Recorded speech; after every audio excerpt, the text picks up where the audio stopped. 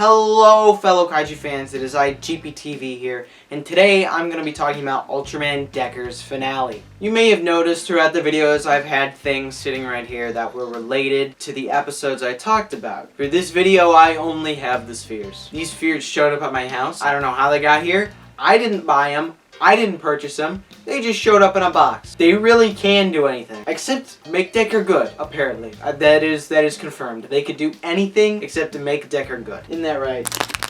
To be honest with you, I want to make this video pretty quick just so I can get it out into the world as quick as I can. It's already been delayed enough because I had to work on a school project and all that. Just want to get it out so I can spend the whole rest of the month editing. So let's start things off. After a 2-week gap between episodes. Yeah, that's right. We had to wait 2 weeks from episode 23 to episode 24, which is just ridiculous. By the time episode 24 came out, I completely forgot what was even happening in the show. They just really poorly planned things out there. Before the episode even came out, I knew something was off about it because look at the thumbnail. Why is Terrafacer in the thumbnail? We already know Mother Spherosaurus is going to be in this episode. She was in the last episode and in the trailer for this episode. So why would you not put her in the thumbnail as if you're hiding her? It's the episode before the finale. We've seen a Terrafacer fight countless times. I think it was 7. I think this was the 7th Terrafacer fight. So why would you advertise the episode like it's Decker versus Terrafacer again, instead of Decker versus Spherosaurus? Don't you think that makes a little more sense? I mean, look what Z did. They could have put Z fighting Ultroid Zero in the thumbnail, but they didn't do that. They put Destrudos, because of course they would. The thumbnails for Decker episodes have just been really weird, but that's a whole different story. This just makes absolutely no sense. I like the sphere obelisk attack. I like the sphere obelisk attacks in this episode. The plan was set up well, I like that. It was also orchestrated well too. And there was lots of good shots in there.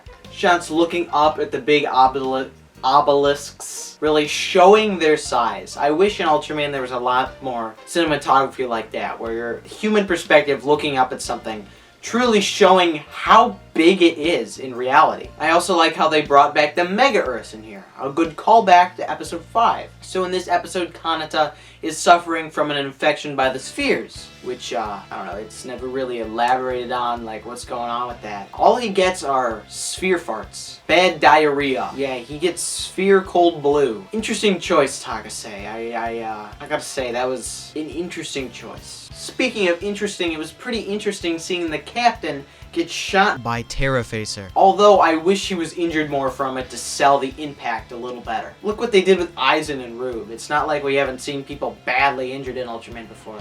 I don't think it's too much of a stretch to wish he was like that. The fight with Terrafacer was alright. It had some weird shots in it. Odd cinematography to say the least. And at the end of it, I'm not sure why destroying the sphere obelisks makes the barrier go away. I'm not quite sure how they were connected. And I love how we went through this entire show without them once firing a beam at the barrier. I think that's kind of ridiculous. Trigger landing defeated on Earth was pretty cool. However, I wish he was still in Glitter because it doesn't really make any sense how he was kicked out of Glitter Eternity considering how incredibly powerful it is. They just kind of imply it off screen like we're supposed to believe it, even though later Mother Spherosaurus is shown to be not really super powerful. I like what they did, but it could have been handled a little better. Speaking of better, the Mother Spherosaurus entrance was a lot better than the last episode in this episode. It was actually really darn cool. Mother Spherosaurus has an awesome theme. It's a shame we're probably never going to get it released. Just like the Destrudos theme. I'd really love to listen to the Destrudos theme. And I like what they did with Agam's redemption. Kanata finally gets through to him and he realizes what he's doing is wrong, which is obviously why he destroys the sphere obelisks. However, he still, killed a bunch of people. So yeah, he kind of had to die. There's no like saying, oh, he killed people. He's not really that bad though. It's the same situation with Chimera. Like, you can't just say she's good after she's killed so many people. If Hitler said sorry, do you think we'd forgive him? Well, I think it was good. It absolutely copied Saki's death from Rube. Takase.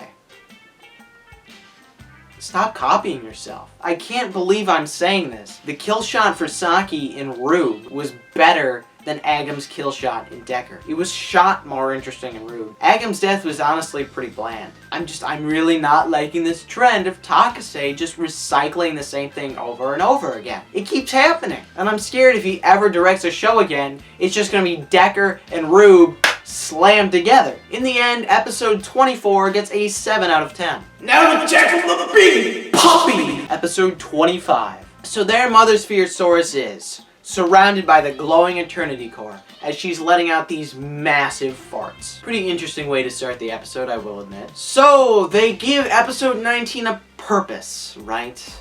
They try to. Oh, the spheres saw the memories of the Eternity Core from Kengo when they engulfed him. Right. However, the Eternity Core does nothing in this episode at all, actually. It literally does nothing. It actually literally does nothing. So episode 19 still has no purpose! Still has no purpose! I'm telling you! The Kanata identity reveal is such a bootleg of Dyna's. It's such a bootleg of it. The way he slips up and just kind of has to say it. It's like, come on. However, I will admit the scene was way better than the identity reveal in Trigger. Almost forgot Trigger's name there for a second. Kind of wish I did forget it, honestly. However, despite the scene being better, it being better didn't last long because Kengo's there, so he ruins the end of it. The dwarf being scared that Kanata's gonna die is really playing into the end of Dyna. Since this is a new gen Dyna, we're supposed to be worried that Kanata might face the same fate as Asuka. This is dumb and stupid and doesn't work at all because, hey, movie trailer, we know he's fine. So, yeah, that's the second show in a row where that kind of thing has happened, and it's kind of stupid. Kengo absorbing power of the Eternity Core is such a waste. He just immediately drains all his power because he's still not able to handle the power of the core. He needs Trigger Truth for that. What is even the point of him giving the Eternity Core energy to Kanata? It's literally never truly shown that Kanata is powered up from the Eternity Core. Like, he gets the power up in the end from the light of all the Guts Select members. So what's the point of the Eternity Core thing? They just wanted Kengo out of the fight so he could run around with a little gun. Oh yeah. And when Kengo gives Kanata the power of the Eternity Core, why does Kanata start flying? You know, that's what I want to know. Can he just fly? Like, was that a thing he could do the whole time? What is with Takase in thinking random things can just start flying? First Okugabila, and now Kanata? I'm starting to think Takase was just tripping one day, thought he started flying, and was like, oh, people can fly. Like, I'm convinced of it. Yeah, now how does the D-Flasher reform? Is that what the Eternity Core energy did? Because that doesn't really make any sense. The D-Flasher blew up the last episode. I know it like fades away usually, but they made it look like something happened to it. Nothing ends up happening to it. He just gets it back anyway. And that flying tag team, you know, Kengo tagging in Kanata thing is such a rip-off of the mid-air transformation for Ultraman Z. And the fact that they rip it off and it looks infinitely worse, just extremely large margin worse, is hilarious. So how is Terrafacer fine again? It was destroyed in the beginning of the episode, but now it's fine. How does that make any sense? Even just a little bit? Is it because they have the, Phase Riser? Did they, like, revive it with that? Hey, maybe show that? At least try to explain it, even if that doesn't really still make much sense either. And how is the Nurse and Desi fine again? Terrafacer shot it and it blew up! How are they able to fly around in it? Kanata getting everyone's light is so cliche and forced. Just all of a sudden he has to have his stupid dumb little speech, and then everyone's like, and he gets their light, and everything's fine. He's somehow Glitter Decker. Speaking of which, that kill shot is such a rip-off of Z's. It's literally shot the same. Not to mention, it's the base form firing the base form's main beam at the final villain. You couldn't try and think up something different? At least have one of Decker's other forms do it. Have Miracle fire a beam. Have Strong fire a beam. I don't know. At least try and make it a little different. So, in the final episode, where were the capsule monsters? Where did they go? You know what? That's what I should have put right there. I'll go do that right now. Got that Marmot Meekless. I only own the best of figures. Alright, you can join the spheres. So where was Meekless in this final episode? Even if Kanata just quickly summoned at least one of them for a second, I would have been kind of satisfied. At least more satisfied than them not showing up at all and actually, never getting an explanation. Speaking of where were people, so where was Grigor? Where was Trigger Dark? There's literally no reason they couldn't have helped.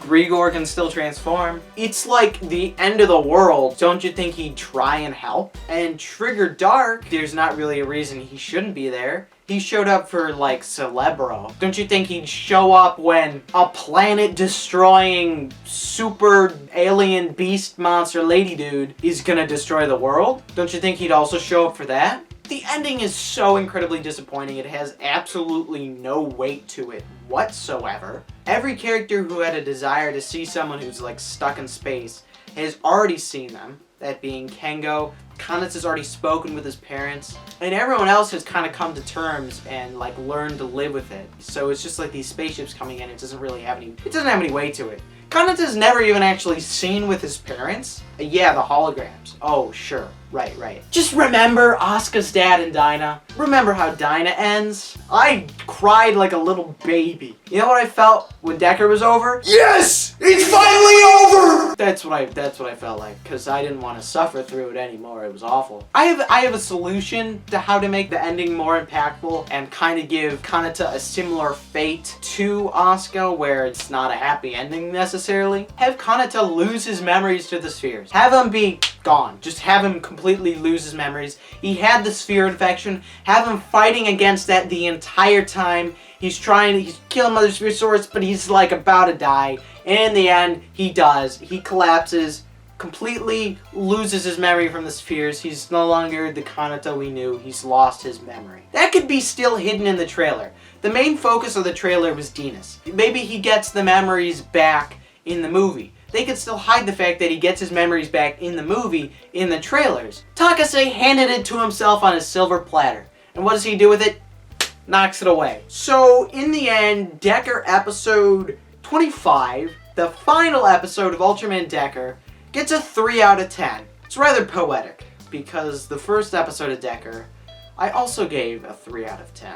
Actually, you know what? Right now, why don't I list off all the scores I gave every other episode. We'll find the average. These are all the scores I gave every single episode. I gave episode 1 a 3 out of 10. Episode 2 a 3 out of 10. Episode 3 a 5 out of 10. Episode 4, 10 out of 10. Episode 5, 9 out of 10. Episode 6, 8 out of 10. Episode 7, 1 out of 10. Episode 8, 3 out of 10. Episode 9, 7 out of 10. Episode 10, 10 out of 10. Episode 11, 8 out of 10. Episode 12, 4 out of 10. Episode 13, 0 out of 1. Episode 14, 9 out of 10. Episode 15, 6 out of 10. Episode 16, 8 out of 10. Episode 17, 8 out of 10. Episode 18, 2 out of 10. Episode 19, 0 out of 10. Episode 20, 10 out of 10. Episode 21, 11 out of 10. Episode 22, 9 out of 10. Episode 23, 8 out of 10. Episode 24, 7 out of 10. Episode 25, 3 out of 10. The average score for an Ultraman Decker episode is a 6.3 out of 10. Now, is that the score that I'd give Ultraman Decker as a whole? No, it's lower. It's definitely lower. I guess 6 out of 10 isn't that bad. Realistically, it's definitely better than Trigger. I'm not going to be doing a video on its own for the movie. The movie is going to be included in the show review, like what I did with Trigger and Dinah. So I'll talk about all my thoughts about Decker as a show. I'll strap the movie on at the end. This video would probably be coming out in March then, I'd assume. I don't have any other video planned for March. That's the only video I have planned for March. As of right now, maybe there'll be a trailer or something that comes out in March that I'll talk about then. But right now, Decker review, probably March. So this has been GPTV. Don't forget to like, comment, subscribe, check out my Instagram and the Trunker Podcast, and I'll see you guys next time. Bye.